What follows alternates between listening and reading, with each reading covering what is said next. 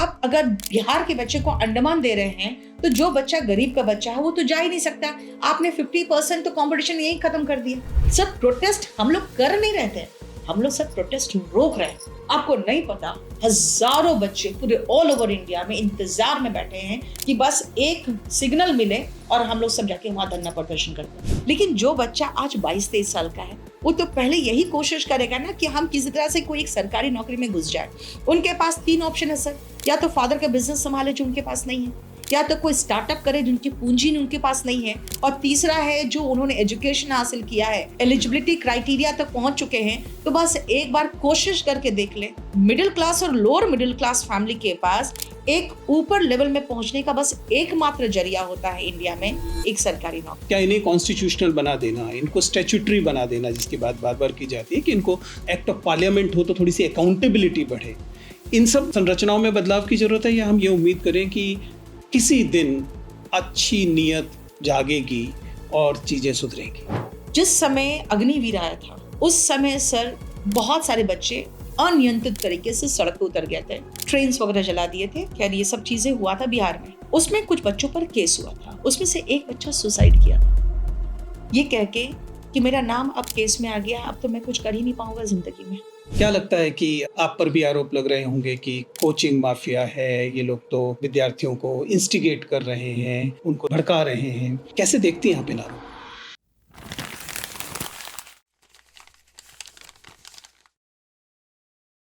नमस्ते दोस्तों, please sit down में आपका स्वागत है।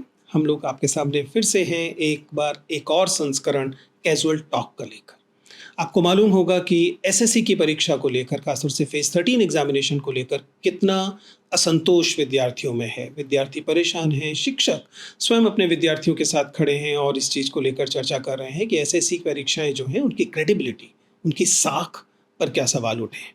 इन्हीं चीज़ों पर चर्चा करने के लिए आज हमारे बीच हैं खुद नीतू सिंह मैम। नमस्कार मैम। नीतू जी, सीधा बातचीत शुरू करते हैं। मुझे बताइए कि आप अरसे से उन विद्यार्थियों को प्रशिक्षण दे रहे हैं जो एसएससी की परीक्षा देते हैं। इस बार फेज 13 की जो परीक्षा हुई है उसमें क्या परेशानियां देखने को मिली है? क्यों विद्यार्थियों में इतना असंतोष दिखाई दे रहा है? क्यों आपको लग रहा है कि विद्यार्थियों का ये असंतोष जायज़ है? सर मैं 2013-14 को जो मैंने एग्जाम में वहां पे उस समय भी ऐसे ही कुछ प्रोटेस्ट हुआ था। वो तो बहुत मास लेवल का प्रोटेस्ट हुआ था। उस समय ऑफलाइन पेपर होता था।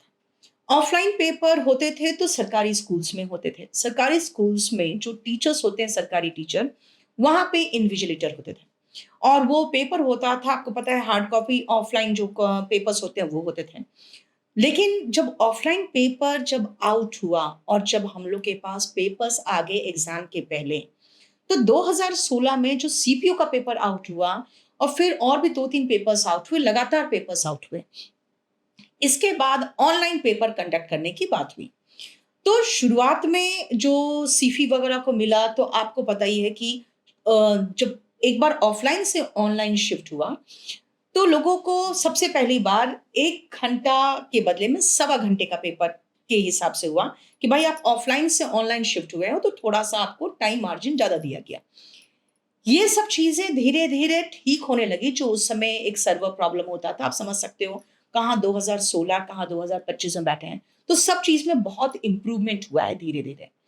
उसके बाद जब टीसीएस को मिला टेंडर, तो टीसीएस ने जब पेपर कंडक्ट कराया है, तो एक चीज़ हम लोग भूल गए थे कि इंफ्रास्ट्रक्चर की भी कुछ प्रॉब्लम्स हो सकते हैं, क्योंकि टीसीएस के पास बहुत अच्छी इंफ्रास्ट्रक्चर थे और वहाँ पे जाना, बैग रखना, सर्वर का प्रॉब्लम, कभी भी कोई कंप्यूटर का प्रॉब्लम, ऐसा कुछ नहीं होता था।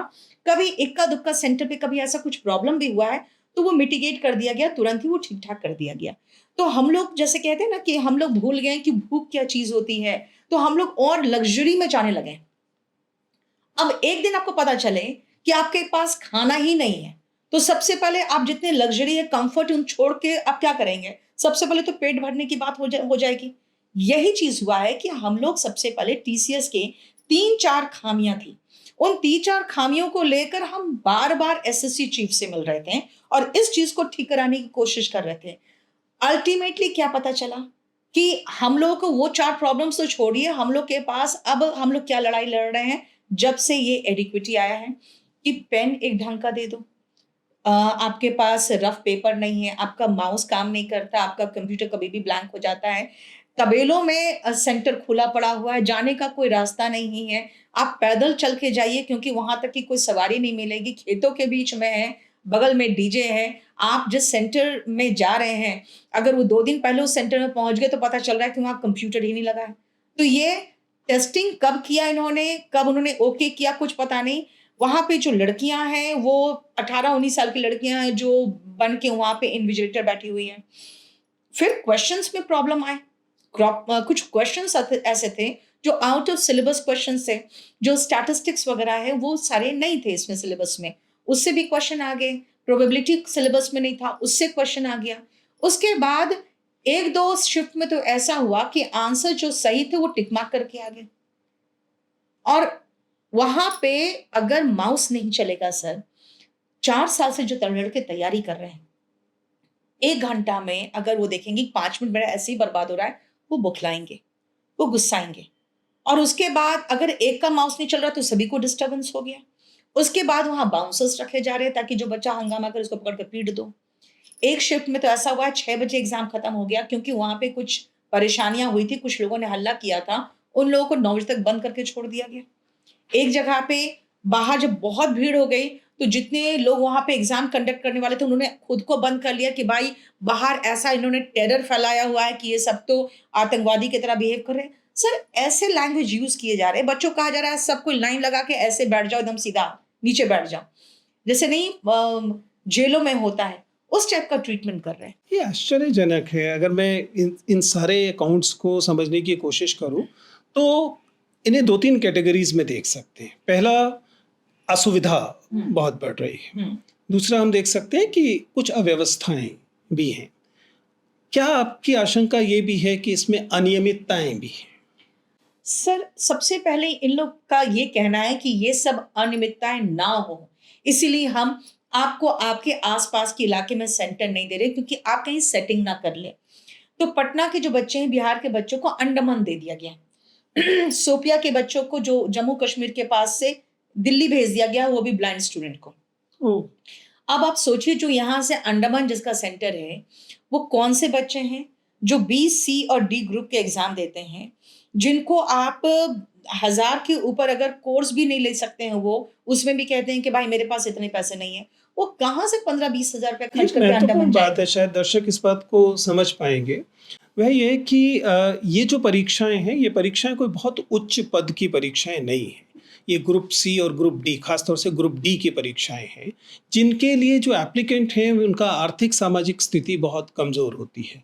और वे विद्यार्थी हैं जिनकी संख्या बहुत बड़ी है। लेकिन वे विद्यार्थी हैं जो उम्मीद करते हैं कि जैसे-तैसे एक छोटी-सी नौकरी मिल जाए और अपनी ज़िंदगी को चला सकें।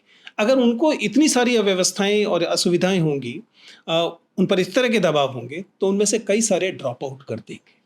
सर, ये चीज़ें मैं बता दूँ आपको कि अगर आप ग्रुप ए की नौकरी देखें तो यूपीएससी कंडक्ट करती है जो आप जिनको कैटर करते हैं। बी, सी और डी ग्रुप की नौकरियाँ एसएससी और रेलवे कैटर करती है। और उसमें जो डी ग्रुप की नौकरियाँ जो रेलवे कैटर करती है, वो बिल्कुल लोअर क्लास के जो लड़के होते हैं जो मतलब सच कहें तो मज़दूरों के बच्चे जिन्होंने पढ़ाई कर ली और वो अपना सिचुएशन सही करना चाहते हैं, वो देते हैं। अब क्या हुआ है रेलवे में मैं बताती हूँ, उन लोगों को सारा आउटसाइड का सेंटर दे दिया गया और आपको पता है बहुत भारी भीड़ होती है। रेलवे में इतनी अव्यवस्थाएँ हैं, बच्चे स्लीपर क्लास में या जनरल बोगी में भी सफ़र करके वहाँ तक नहीं पहुँच पाए, 50% बच्चे एब्सेंट रह गए। रेलवे ने कहा था कि हम जो फ़ीस ले रहे हैं, वो पूरी फ़ीस आपको रिफंड हो जाएगी, अगर आप एग्ज़ाम दोगे क्योंकि हम सीरियस कैंडिडेट को ही कैटर कर रहे हैं, तो जो सीरियस होगा वही भरेगा, लेकिन फ़ीस हम तब वापस करेंगे जब पूरी प्रक्रिया खत्म हो जाएगी। सर 50% बच्चे एग्ज़ाम देने नहीं जा सके, क्योंकि उनको आउटसाइड सेंटर दिया गया। एसएससी में भी यही हालत है कि आप अगर बिहार के बच्चे को अंडमान दे रहे हैं, तो जो बच्चा गरीब का बच्चा है, वो तो जा ही नहीं सकता। आपने 50% तो कॉम्पिटिशन यहीं खत्म कर दिया। और अगर कोई बच्चा डी ग्रुप की नौकरी भर रहा है, तो आप समझ सकते हैं, इसका मतलब उसकी माली हालत कितनी खराब होगी कि अगर डी ग्रुप की नौकरी में वो संतोषी है तब। अब ऐसे बच्चों को इस तरह से अव्यवस्था फैलाना अच्छा दूसरी बात है, वो वहाँ पहुँच भी गए, तो पता चल रहा है टेक्निकल ग्लिच के कारण एग्ज़ाम कैंसल है। और अगर वहां पहुंच गए हैं तो एडिक्विटी के सेंटर्स ऐसे हैं सर, उनके बैग रखने के, जो सामान लेके पहुंचे उनको बैग रखने के भी 50 रुपए 100 रुपए लिए जा रहे हैं। हाँ, ये सुनने में आता है। हाँ, और अगर आप कहेंगे कि क्या कुछ ऐसी अव्यवस्थाएं हो सकती है जो अंदर से कुछ हो सकता है, तो उसके लिए मैं बता दूं सर कि ऐसे लोगों को लाभ दिया गया है जो बड़े आराम से 5 लाख 10 लाख तो छोड़िए, मुझे लगता है 2 लाख 3 लाख में भी वो सेटिंग करवाने को तैयार हो जाएंगे, क्योंकि उनका कोई क्रेडिबिलिटी नहीं है। वहां जो इनविजिलेटर्स है वो कोई भी 18-19 साल की लड़कियां हैं जो इंस्टाग्राम में रील बना रही है, उनको बिठा दिया गया। सर, अगर सरकारी टीचर जो होते थे सरकारी स्कूल्स में, जो पहले ऑफलाइन चलता था, वहां पे वो बहुत जिम्मेदार पूर्ण तरीके से इनविजिलेटर का काम करते थे, क्योंकि उनकी सरकारी नौकरी रहती है। ये बात दर्शकों को समझा दी जाए कि अब जो परीक्षाएं होती हैं, एसएससी या एनटीए की परीक्षाएं, ये परीक्षाएं इन इन संस्थानों के पास, इन संस्थाओं के पास अपना कोई भी बहुत बड़ा इदारा नहीं है, डिपार्टमेंट नहीं है कि वो परीक्षाएं कर सकें। इसलिए वो टेंडर निकालते हैं और ऐसे वेंडर्स को नियुक्त किया जाता है। अगर आप नीतू सिंह मैम के बार बार एडिक्विटी शब्द को सुन रहे हैं, या पहले टीसीएस था, ये वेंडर्स हैं जिन्होंने टेंडर से ये तय किया है कि अच्छा वे परीक्षाएं आयोजित करेंगे। नीतू जी, बात इसमें जो उस दिन परीक्षा को लेकर जो एक तरह का एक विद्रोह, एक तरह का असंतोष सड़कों पर आया, आप भी उसमें शामिल हुए थे। मैं उसे समझने की कोशिश कर रहा हूँ। हम लोग तो विश्वविद्यालय के शिक्षक हैं, हम लोगों को अक्सर इन प्रतिरोधों में, विरोधों में जाने का मौका भी मिलता है और हम अपने विद्यार्थियों के साथ जाते भी हैं। ये भी सही है कि पुलिस हम लोगों को भी कभी कभी 1-2 घंटे के लिए डिटेन कर लेती है, इत्यादि इत्यादि। लेकिन अब इस दिन एक्चुअली क्या हुआ है? क्या मांग थी? क्या अपेक्षाओं से आप वहाँ गए थे? क्या वास्तव में कोई बहुत बड़ा विद्रोह हो रहा था, बहुत बड़ी अशांति हो रही थी जिस कारण पुलिस को इस किस्म की कार्रवाई करनी पड़ी? और आपका अनुभव कैसा रहा? मैं थोड़ा एक बैकग्राउंड बता दूं सर। टीसीएस के साथ हमारी कुछ टसल चल रही थी, क्योंकि टीसीएस 19 क्वेश्चन लगभग गलत, मतलब मार्क्स टू ऑल के हिसाब से क्वेश्चन बना दिया था उन्होंने, और फिर मार्क्स टू ऑल दे दिया 2024 में। 2023 में भी ऐसे 6 क्वेश्चन पे मारामारी चली, जिसमें 18 मार्क्स में आप समझ सकते हैं आप सीधा इधर का उधर हो सकते हैं, या तो सिलेक्शन होगा या तो आपका रिजेक्शन हो जाएगा। जिसमें 3 तो इंग्लिश के क्वेश्चन गलत थे, जिस पर एसएससी आज भी केस लड़ रही है। उसके बाद 10th लेवल, 12th और ग्रेजुएशन लेवल, तीनों का जो लेवल है वो बिल्कुल अलग अलग होना चाहिए। वो सारे एक ही लेवल के क्वेश्चन वो बना रहे थे। इन सब चीजों को देखते हुए हमने कहा कि भाई देखो, आप अगर ग्रेजुएशन लेवल में जिसका बच्चे का सिलेक्शन हो जाएगा, वो 10th और 12th वाला पोस्ट को छोड़ देगा, आप कम से कम वेटिंग लिस्ट ले आओ 10th लेवल में और 12th लेवल में, ताकि जो नीचे उसके बच्चे होंगे वो तो एंटर कर जाए। अब हर साल क्या करते हो कि 18,000 वैकेंसी, इस बार 17,000 वैकेंसी है, 2022 में 37,000 वैकेंसी है। अरे 2022 में उन्होंने किया जो पोस्टल असिस्टेंट का पोस्ट जो सीएचएसएल में आता था, उनको उठाकर सीजीएल में कर दिया और 37,000 वैकेंसी दिखा दिया। तो ये क्या कर रहे हैं ना, एक लूप में फंसा के बच्चों को रखे हुए हैं। आप वेटिंग लिस्ट लगाइए, तो इससे क्या होगा कि कम से कम सिलेक्शन हो जाएगा बच्चे का, वो बच्चे उस कंपटीशन से बाहर हो जाएंगे एटलीस्ट, ताकि आने वाले नए जनरेशन जो है, जो न्यू बच्चे, उनको मौका मिल सके। वो पुराने बच्चे ही सारा प्रॉब्लम क्रिएट किए हुए रहते हैं, क्योंकि वही एग्जाम दे रहे हैं, क्योंकि लूप में फंसे हुए हैं। इस चीज को लेकर हम लोग टीसीएस के खिलाफ 2 से 3 बार चीफ से मिल चुके थे, जो एसएससी चेयरमैन है। उन्होंने आश्वासन दिया था ये सारे प्रॉब्लम सॉर्ट आउट हो जाएंगे, ये हो जाएगा, नया हम वेंडर अलग अलग लाकर? नहीं, हम अलग अलग लेवल कर रहे हैं और ये सारे प्रॉब्लम्स हम जानते हैं। हम लोग को पूरा विश्वास दिला दिया गया ये। और अचानक ये एडिक्विटी आ गई। जैसे उन्होंने उसी मीटिंग में एडिक्विटी का नाम लिया, तो सबके एंटीना खड़े हो गए कि ये तो एमपी में कुछ ऐसी चीजें हुई है जो ये एक तरह से ब्लैकलिस्ट। ये वही वेंडर है जिन्होंने एमपी पटवारी की परीक्षा की थी और एमपी पटवारी परीक्षा में माना गया कि इन्हें ब्लैकलिस्ट किया गया। हाँ, लेकिन फिर उन्होंने कहा, एसएससी चेयरमैन ने, अगर ब्लैक लिस्टेड रहते तो फिर ये बिड में पार्टिसिपेट नहीं कर सकते थे, और इनको फिर वो उससे ये किया गया, रिलीज किया गया। ऐसा नहीं है कि ब्लैक लिस्टेड है आज भी, ठीक है। तो हम लोगों का यही कहना था कि भाई इन पर इल्जाम लगा था और काफी मास लेवल पे वो प्रॉब्लम हुआ था, तो आप इसको कैसे दे रहे हो? तो हम लोग तो इनकी क्रेडिबिलिटी पे क्वेश्चन उठा रहे थे, लेकिन ऑलरेडी इनको मिल गया। अब जब पहला एग्जाम हुआ है फेज 13 का, इसमें हमें पता चल रहा है कि भैया इनके पास तो अपने लैब्स तक नहीं है, और ये कहीं से भी उठा के किसी भी लैब को उठा के इसमें डाल दे रहे हैं, जिन लैब्स की वेरिफिकेशन हो चुकी थी। दर्शकों की सुविधा के लिए बताइए कि ये परीक्षा कितनी बड़ी होती है? कितना बड़े पैमाने पर इन लैब्स की और जो इंफ्रास्ट्रक्चर है उसकी ज़रूरत पड़ती सर है? 30 से 40 लाख बच्चे अपीयर 30 होते से हैं। 40 हाँ, लाख। अगर आप कहेंगे तो करीबन 30 लाख अपीयर होने वाले और ये हैं। कितने चरणों में होती है कि कितनी बड़ी लैब्स चाहिए इसके लिए? देखिए, बात क्या है कि अगर आप टीसीएस की बात करें तो टीसीएस करीबन 1 सप्ताह से 10 दिन के बीच में निपटा देते थे। ठीक। लेकिन अगर आप इन लैब्स की बात करें जो एडिक्विटी का है, तो एक चीज़ मार्क किया गया है कि जो लैब्स का प्रॉपर वेरिफिकेशन हुआ था, उनको नहीं मिला। उनमें से कई लैब्स को इन्होंने दिया ही नहीं है ये परमिशन एग्ज़ाम कंडक्ट कराने का। ऐसे लैब्स में एग्ज़ाम कंडक्ट हो रहे हैं जो 2 दिन पहले तक उनके तो कंप्यूटर्स नहीं लगे हुए हैं। ठीक। और कुछ ऐसी जगहों पे है जहाँ पे बच्चों को पहुँचना भी बहुत मुश्किल है और वहाँ पे कोई प्रॉपर सिस्टम, कुछ अरेंजमेंट, कोई इन्विजिलेटर, कोई एडमिट चेक कार्ड चेक करने वाला, कोई प्रॉपर वेरिफिकेशन का, उन सब चीज़ों की वहाँ पे सब कुछ मिसिंग मिला है। चलिए तो फिर पहुंचते विरोध प्रदर्शन पे क्या अब हुआ? क्या हुआ, जब ये सारे प्रॉब्लम्स हुए, हम लोग को लगा कि अब क्या करें? अब एसएससी चेयरमैन तो हाथ खड़े कर दिए कि शुरुआती हिकअप से वो धीरे-धीरे ठीक हो जाएगा। तो हमें लगा कि ये सारी चीज़ें डीओपीटी डिसाइड करती है क्योंकि वेंडर वगैरह हम लोग का काम नहीं है डिसाइड करना। डीओपीटी से मिलने के लिए कई बार हम लोग कोशिश कर चुके हैं लेकिन हम लोग का कोई बातचीत नहीं सुना जा रहा। अचानक क्या हुआ कि ये जो ग्रुप्स में बात हो रही थी, उस ग्रुप में था कि एक काम करते हैं, सभी टीचर आते हैं। सभी टीचर मिलके डिसाइड करेंगे कि कैसे किया जाए और आगे कैसे प्रोसीड किया जाए। 31 जुलाई को सब टीचर को मिलना था और वहाँ पे एक रकाबगंज गुरुद्वारा है वहाँ पर। मैं इस मुहिम में बिल्कुल भी पार्टिसिपेट नहीं कर रही थी। मेरा था कि ठीक है बुला लोगे जहाँ मैं आ जाऊँगी। I will register my presence that's it. अचानक रास्ते में ही मेरे पास कॉल आया कि आप वहाँ मत जाइएगा क्योंकि वहाँ पे पुलिस के लोग हैं जो उठा-उठा के टीचर्स को हटा रहे हैं और ले जा रहे हैं। गाड़ियों में भर के 8-10 टीचर असेंबल होते हैं, उनको भर के ले जाया जा रहा है। फिर कुछ टीचर्स वहाँ से हट गए कि भई यहाँ पे खड़े रहेंगे तो ऐसे ही डिटेन हो रहे हैं। तो हमें कहा गया कि आप आइए बंगला गुरुद्वारे के पास, बंगला साहिब गुरुद्वारे के पास। मैंने कहा ठीक है। बंगला साहिब गुरुद्वारे के पास जब मैं पहुँची हूँ तो पता चला है कि वहाँ पे हम लोगों को जितने भी टीचर्स यहाँ पे आस-पास हैं, जाएँगे। सिर्फ़ 4 लोगों के लिए हम परमिशन माँगेंगे और हमें कोई प्रोटेस्ट नहीं करना है। किसी तरह का कोई प्रोटेस्ट नहीं होने वाला है। तो हम लोग को परमिशन तो मिल जाएगा क्योंकि 4 लोगों का परमिशन माँगेंगे और ऑलरेडी बातचीत हो गई, परमिशन मिल जाएगा। हम लोग जब थोड़ा आगे बढ़े तो कुछ और टीचर्स मिल गए, तो करीबन 30-40 अराउंड 50 से नीचे ही होंगे टीचर्स, हम लोग आगे बढ़े। तो एसएचओ साहब ने रोक लिया क्योंकि इन लोग के पास फुल इन्फॉर्मेशन थी कि आज कुछ आने वाले हैं। उन्होंने रोक लिया, उन्होंने कहा कि आप आगे नहीं बढ़ सकते।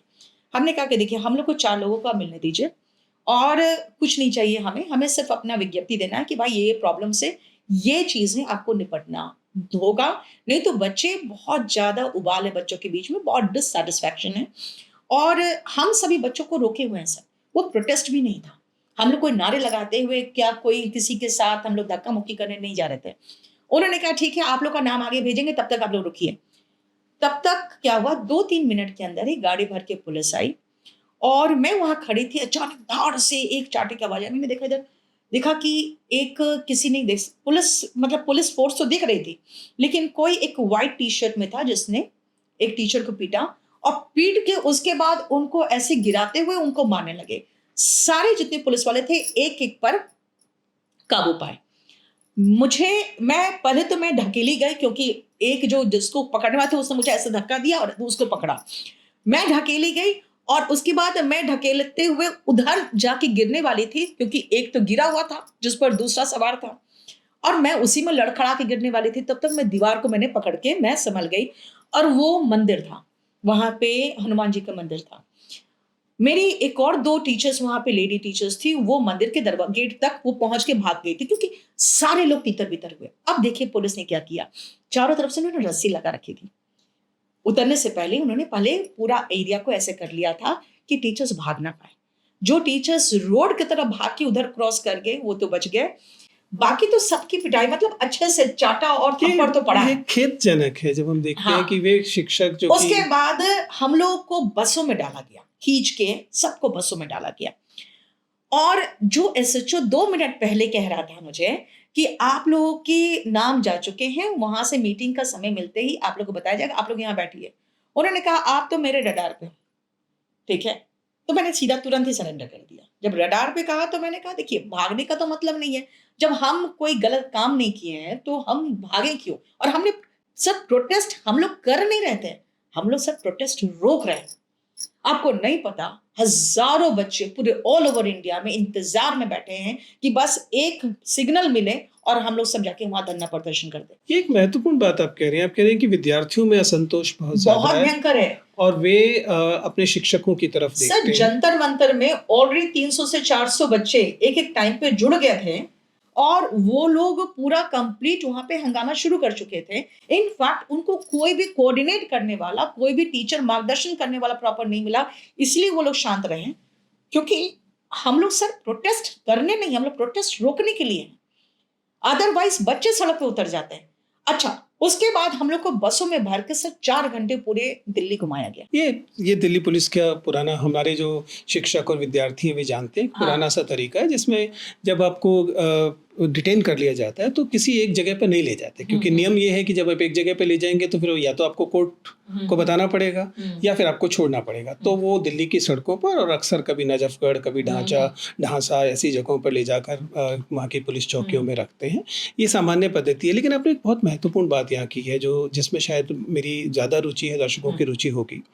ये पिछले कुछ समय से हम लगातार देख रहे हैं कि जो स्कूल कॉलेज के शिक्षक और विद्यार्थी होते हैं उनके पास तो एक ढांचा है, उनके पास एक यूनियन होती है, उनके पास अपने टीचर्स की एक यूनियन होती है और एक तरह का एक लाइजनिंग होती है। लेकिन ये विद्यार्थी जो कि दरअसल प्रत्याशी हैं, जिनकी संख्या अब स्कूल कॉलेज के विद्यार्थियों से बहुत ज़्यादा है, वे विद्यार्थी लगातार अपने आप जैसे शिक्षकों की तरफ देखते हैं नेतृत्व के लिए। हमने देखा जब आईएएस यूपीएससी वाली परीक्षाओं में जब मुखर्जी नगर में समस्याएं हुई या राजेंद्र नगर में समस्याएं हुई, हम जानते हैं कि बेसमेंट में पानी भरने वाली समस्याएं, वे अपने शिक्षकों की तरफ देखते हैं उम्मीद के साथ कि वे उनको नेतृत्व भी देंगे और जरूरत पड़ने पर उनकी समस्याओं को प्राधिकारियों तक पहुंचाएंगे। एसएससी की परीक्षा में आपने भी यही देखा। आपको क्या लगता है कि ये जो एक नई संरचना बनी है जिसमें कि यूनिवर्सिटी और स्कूल कॉलेज के बाहर के बच्चे हैं, इनका अनियंत्रित होना, इनका बेकाबू होना, इनका बिना किसी नेतृत्व के होना, बिना किसी संस्थान के होना, कितना बड़ा संकट है ये है ऐसे असंतोषों की स्थिति में? सर स्कूल में आप देखते हैं आईसीएसई होता है, सीबीएसई बोर्ड्स होते हैं। वो बोर्ड अपना सालाना एग्जाम कंडक्ट करते हैं, वो रिजल्ट टाइमली देते हैं, उनका सब कुछ पैटर्न फिक्स्ड होता है। अगर आप कॉलेजेस में देखिए तो कॉलेज में भी यूनिवर्सिटी जो एग्जाम कंडक्ट करती है वो अपना प्रॉपर पैटर्न से करती है।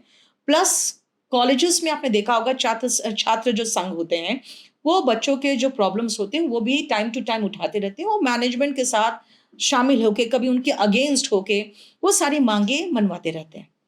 अब आती हूँ मैं कॉम्पिटिटिव एग्जाम्स की दुनिया में, जहाँ पे प्रति वर्ष आप बी, सी और डी ग्रुप के जो बच्चे को देखोगे, आप 4.5 करोड़ बच्चे फॉर्म्स भरते हैं। 4.5 करोड़ बच्चे, और इतने बच्चों को रिप्रेजेंट करने वाला कोई नहीं है।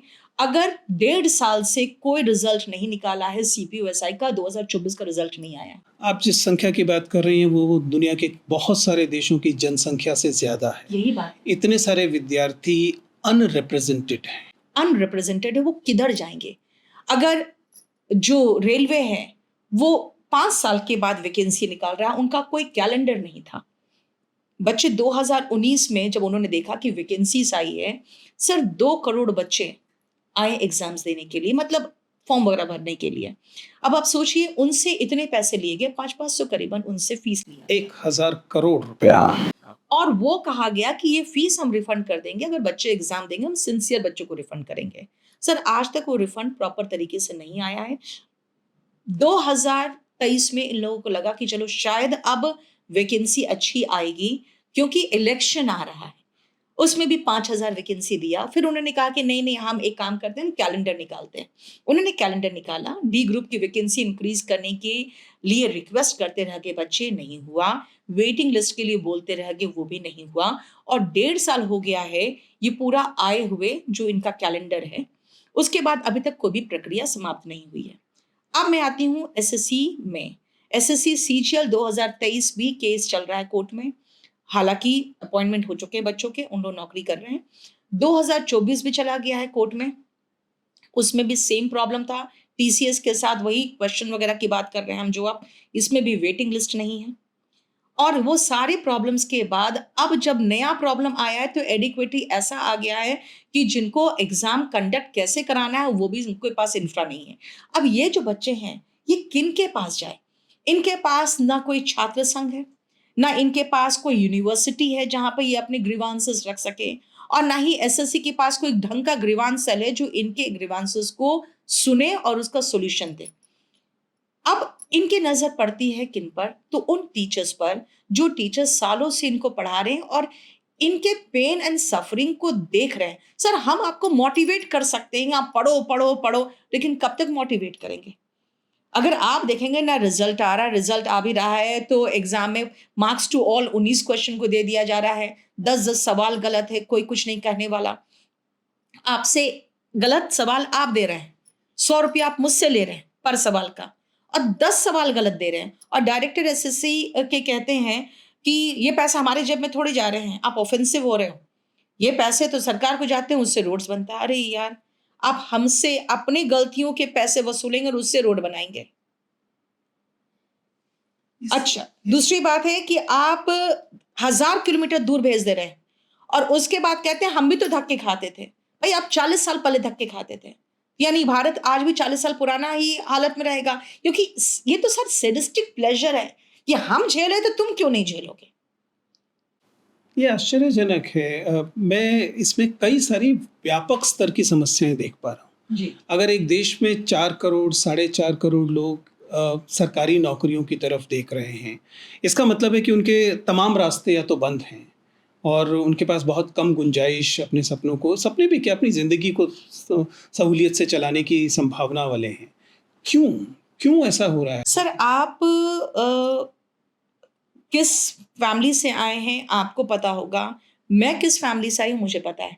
सर हम लोग के पास कोई फादर के द्वारा दिया हुआ कोई बहुत बड़ा बिजनेस तो है नहीं। हमें क्या कर सकते हैं? हम सिर्फ पढ़ सकते हैं, और पढ़ने के बाद आपके पास ऑप्शन क्या है? हम पकोड़े तो नहीं बेचेंगे, हम चाय भी नहीं बेच सकते। हम मैक्सिमम क्या कर सकते हैं, तो एक अच्छी सरकारी नौकरी लग जाए, और नहीं तो हम पढ़ा लें। जैसे आप सरकारी नौकरी में चले गए क्योंकि आपकी लग गई, मेरी नहीं लगी तो भी हम पढ़ा रहे हैं। तो हम लोग सर एजुकेशन को ही एक तरह से अपना जो कहते हैं अपना प्रोफेशन बना लिए। लेकिन जो बच्चा आज 22-23 साल का है, वो तो पहले यही कोशिश करेगा ना कि हम किसी तरह से कोई एक सरकारी नौकरी में घुस जाए। उनके पास 3 ऑप्शन है सर, या तो फादर का बिज़नेस सँभाले जो उनके पास नहीं है, या तो कोई स्टार्टअप करे जिनकी पूँजी उनके पास नहीं है, और तीसरा है जो उन्होंने एजुकेशन हासिल किया है, एलिजिबिलिटी क्राइटेरिया तक पहुंच चुके हैं, तो बस एक बार कोशिश करके देख लें। तो मिडिल क्लास और लोअर मिडिल क्लास फैमिली के पास एक ऊपर लेवल में पहुंचने का बस एकमात्र जरिया होता है इंडिया में, एक सरकारी नौकरी। ये नीतू जी, ये एक थोड़ा-सा अंतर समझने की हुँ, कोशिश करते हैं। आपने कहा कि जब हम सिविल सर्विसेज़ की बात करते हैं, आईएएस की बात हुँ, करते हैं, ग्रुप ए सर्विसेज़ की बात करते हैं, वहाँ जो विद्यार्थी हैं उनको ये सुविधाओं और अनियमितताओं वाली शिकायतें थोड़ी कम होती हैं। उसकी वजह शायद ये है कि यूनियन पब्लिक सर्विस कमीशन जो है वो एक संवैधानिक निकाय है, एक कॉन्स्टिट्यूशनल बॉडी है, तो उसके पास अपनी एक इंडिपेंडेंस भी है हुँ। और इस कारण वो एक प्रोफेशनल बॉडी की तरह व्यवहार कर पाता है। जबकि एसएससी या रेलवे रिक्रूटमेंट ये एग्जीक्यूटिव बॉडीज़ हैं, डीओपीटी के अंतर्गत एक डिपार्टमेंट जैसे रह जाते हैं और उनके पास अपना वो ताना-बाना, अपना ढांचा भी नहीं होता। क्या बदलाव किए जाने चाहिए सबऑर्डिनेट सर्विसेज के रिक्रूटमेंट के बोर्ड्स में? क्या इन्हें कॉन्स्टिट्यूशनल बना देना, इनको स्टैट्यूटरी बना देना, जिसकी बात बार-बार की जाती है कि इनको एक्ट ऑफ पार्लियामेंट हो तो थोड़ी-सी अकाउंटेबिलिटी बढ़े। इन सब संरचनाओं में बदलाव की ज़रूरत है, या हम ये उम्मीद करें कि किसी दिन अच्छी नीयत जागेगी और चीज़ें सुधरेंगी? सर यूपीएससी के एग्जाम्स में आप सिविल सर्विसेज के अलावा आ जाइए एनडीए, सीडीएस, सर कभी प्रॉब्लम नहीं हुआ है। 2 बार जबकि वहाँ आता भी है नंबर बहुत सीडीएस, बड़ा है। 2 बार आता है सीडीएस, वो ऑफलाइन कराते हैं एग्जाम्स, कोई प्रॉब्लम नहीं आया आज तक, किसी तरह का कोई प्रॉब्लम नहीं आता है। ना पेपर आउट का सुनते हैं, ना ही हम रिजल्ट में प्रॉब्लम सुनते हैं। अब आते हैं एसएससी में। सर एसएससी में अगर आप कहेंगे नियत की कमी, तो मैं आपको 2013 के लगभग रघुपति सर थे चीफ, वो चेयरमैन ऐसे थे कि उन्होंने सब जगह पे पूरा कंप्लीट कैमरा वगैरह लगवा रखा था, ताकि कहीं पर जो भी स्ट्रांग रूम हो, जहाँ पे उस समय ओएमआर शीट्स सेव होते थे, रखे जाते थे, क्योंकि ऑफलाइन एग्ज़ाम होता था, उन सबको निगरानी में रखते थे। तो सर यहाँ पर एक प्रॉब्लम क्या है कि नियत की भी कमी है। सेकेंडली एसएससी कहती है कि मेरे हाथ में जो था मैंने आपको बता दिया, अब आप डीओपीटी में बात करिए। डीओपीटी ने जो एज रेकनिंग है, उन्होंने 6 मंथ्स का परमिशन दे दिया। उन्होंने कहा कि एसएससी कर सकता है। अब एसएससी कहती है कि नहीं, उन्होंने कहा कि हम कर सकते हैं, उनकी तरफ से कोई ऑर्डर नहीं है कि हम करेंगे ही। ये हमारे पर निर्भर करता है कि हम करें कि नहीं करें। अब आपने 2024 का पूरा पेपर खराब कर दिया बिकॉज़ इतने 19 क्वेश्चंस के प्रॉब्लम्स हुए हैं। अब आप बच्चों को एक एडिशनल आपको मौका देना चाहिए था। एक एडिशनल मौका तो देने की दूर की बात है, वो जो उनके हाथ में था कि 6 मंथ्स का एज का रिलैक्सेशन देने के पर भी सर, लाख 2 लाख बच्चे और एलिजिबल हो जाते, वो भी उन्होंने नहीं दिया। सिर्फ़ उनको 1 अगस्त से सिर्फ़ 1 जनवरी करना चाहिए था और वो उनके हाथ में था। ऐसा 2015-16 इन सब में हो चुका है, नहीं तो जो जी बड़े बताइए आराम से कि कर ये सकते जो थे ये। करोड़ों बच्चे हैं जो इस किस्म की हताशा से गुजर रहे हैं, आपके तो आसपास विद्यार्थी हैं, मुझे कॉन्क्रीट सेंस में बताइए उन कहानियों में, उन सच्चाइयों में कि इसका उन बच्चों की मानसिक दशा पर, उनकी उनकी मेंटल हेल्थ पर और उनकी ज़िंदगी पर क्या असर पड़ता है जब वो इस किस्म की बदहाली देखते हैं, इस किस्म की अनियमितताएँ देखते हैं? सर अ, जो मेरे पास 2-3 बच्चे आए हैं, उसमें से एक बच्चे ने ये कह दिया कि मैम अब मैं कभी नहीं एग्ज़ाम दूँगा। क्योंकि वो सोफिया से दिल्ली आया था, दिल्ली से फिर उसका गाज़ियाबाद कर दिया उसका एग्ज़ाम सेंटर। वो करीबन 6-7 दिन पहले आया क्योंकि उसका था कि मुझे कुछ नहीं पता, वो ब्लाइंड था। उसके बाद उसका एग्ज़ाम में उसका पहले तो एडमिट कार्ड नहीं आया। एडमिट कार्ड जब आया तो उसमें लिखा आया कि फ़ोटो एंड सिग्नेचर मिसिंग। मैंने कहा तुम जाके भी क्या कर लोगे? उसके बाद जब वो वापस जाने लगा तो अम्बाला में उसको फ़ोन किया, उसके जो पीजी में लड़के थे साथ में यहाँ पे, जो 3-4 दिन उसके फ्रेंड बने थे कि जल्दी वापस उतरो, तुम्हारा एडमिट कार्ड आ गया है। फिर जब आया तो पता चला कि उसका गाज़ियाबाद है। उसके पास मैंने पूछा कि तुम्हारे पास पैसे हैं? क्योंकि उसको तो रहने का मैंने दिया था। उसने कहा हाँ, मेरे पास पैसे हैं मैम। लेकिन जब एग्ज़ाम सेंटर गाज़ियाबाद पड़ गया, फिर वो एक स्क्राइब लेके गया। फिर मुझे फ़ोन किया कि मैम मेरे सारे पैसे ख़त्म हो गए क्योंकि कैब में सब कुछ लग गया। फिर उसको वापस जाने के पैसे मैंने दिए। 2 लड़के रोते हुए आए, एक लड़की कल आई है, उसका कहना है कि 2 फ्लोर था, नीचे वाले फ्लोर में टाइम से खत्म हो गया, ऊपर वाले फ्लोर के बच्चे नहीं उतरे। तो हम लोग ने कहा कि ऊपर वाले बच्चों को क्यों नहीं उतार रहे हो? तो कहा कि उनका एग्ज़ाम लेट से शुरू हुआ है, जबकि ऐसा कुछ नहीं था। तो ये 2 फ्लोर में अलग-अलग टाइम पे और एडिशनल टाइम के साथ क्या एग्ज़ाम कंडक्ट हो रहा था। एक लड़के ने यही कहा कि घर में ऐसा कुछ नहीं बचा है जो मैं बेच सकूँगा। देखिए, माता-पिता मैक्सिमम बच्चों के यही पूछते, कुछ में हुआ, कुछ होगा, अब आगे कुछ होगा। तो प्रॉब्लम क्या है कि युवा निराश और हताश है, क्योंकि उनका कहना है कि हम बेस्ट परफॉर्मेंस दे सकते हैं, हम रिज़ल्ट भी ले सकते हैं, लेकिन पहले एग्ज़ाम तो प्रॉपर तरीके से कंडक्ट हो जाए। सर, जो युवा है ना, वो टाइम बॉम्ब होता है। This is what I wanted to refer कि अगर आप इतने हताश युवाओं करोड़ों युवाओं को देखेंगे, then it's got to be a ticking time bomb. बस ये संयोग की बात है कि ये सर, वो सिर्फ़ लूप में फँसे हुए हैं। एक बार अगर उनको ये महसूस हो जाए कि कुछ नहीं हो सकता है, तो सच कहें बहुत खराब हालत होगी। जिस समय अग्निवीर आया था, उस समय सर बहुत सारे बच्चे अनियंत्रित तरीके से सड़क पे उतर गए थे।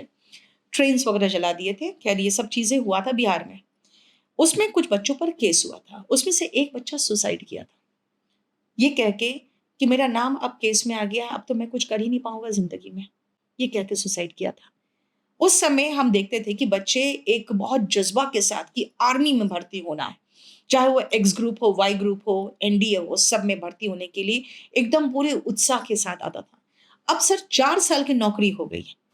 अग्निवीर में 5 किसी साल का तैयारी करेगा, 4 साल की नौकरी मिलेगी। इसमें कोई अब इंटरेस्ट ही नहीं बच्चों का।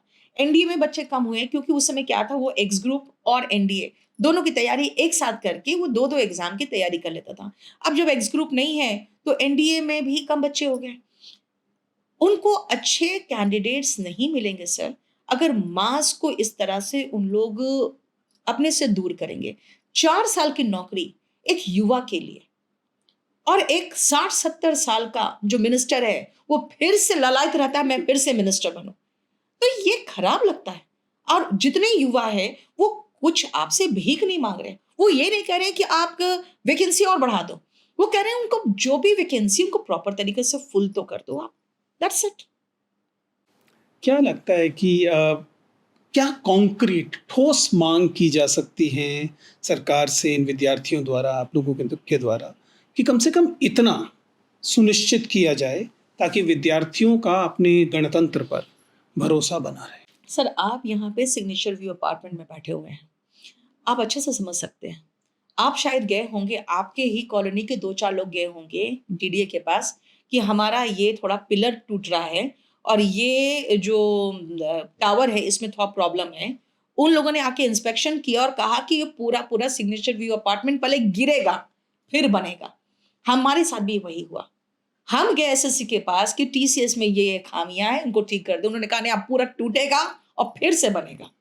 अब हम लोग उसी लूप में फँस के रह गए हैं कि भाई आप एडिक्विटी के पास तबेलों से उठकर एक ढंग का पहले वो कमाएँगे, फिर वो सेंटर ढंग का बनाएँगे और आप सोच लीजिए कैसे वो कमाएँगे जब टीसीएस ने जितना का टेंडर भरा है, उसमें से आधे में ये टेंडर भरे हैं, आधे में। और इसका मतलब है वो खर्चा कैसे निकालेंगे? और अगर खर्च नहीं निकलेगा तो वो कैसे निकालेंगे वो आप भी जानते हैं और हम भी जानते हैं। और उसके बाद अगले 5 साल में ये पहले अपना इंफ्रा बनाएँगे और उसके बाद आप सोच सकते हैं फिर आगे कुछ हो सकता है।